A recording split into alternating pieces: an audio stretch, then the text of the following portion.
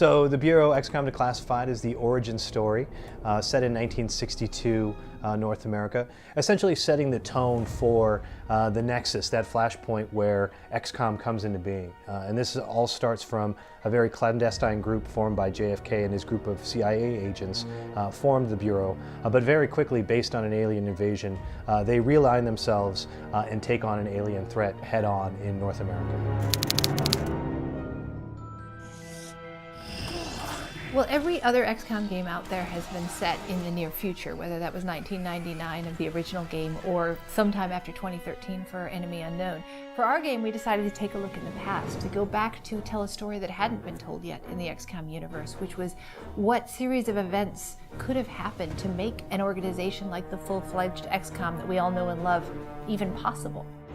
The things that we feel that really differentiate the product start with the tone and the setting, right? Like we've got this really rich and unique, juxtaposition of the sort of the 1960s as we know it versus the current interpretation in modern technology and alien threat. You don't see a lot of that when you refer to old 50s movies. Usually you see UFOs hanging on a string.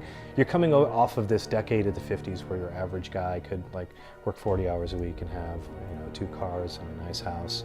And so there was this feeling that nobody wanted any disruption in their lives. So what is really cool to me is the fact that you can really, imagine in the 60s that there is a bureau, and that there was a bureau of some sort in that time period that was under the radar, completely unknown to the public, with similar goals to what we're communicating through XCOM, but just in a different light. Well, over the course of development, we started in first person, and then we kept iterating towards trying to make sure that the parts of the game that were working better and better, and the parts of the game that weren't working, we were willing to change.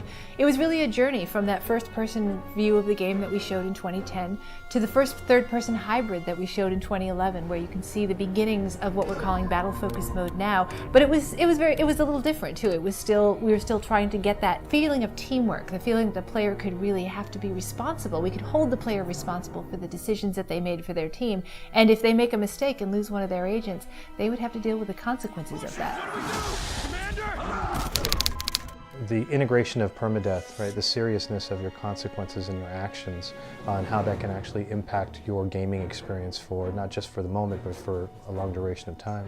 And I think that it's been a powerful tool for us as we're sort of engineering and designing levels, as well as providing a real motivation to the player for utilizing the tactics and tool sets that we make available. You want the player to feel that the game is treating them fairly and not cheating them in the event that they lose a character because of poor design decisions. So when you introduce something like permadeath, it affects everything from the way that you engineer your levels, to the way that you introduce characters, and you constantly have to be cognizant of where the player is in terms of their leveling and skill set at that particular time.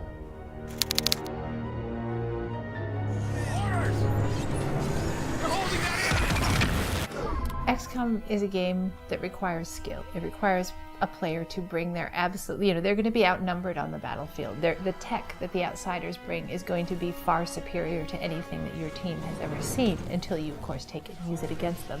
And our game really requires people to bring not just their twitch, but their skill, their ability to plan for a team, their ability to use tactics, the ability to take any advantage possible on the battlefield.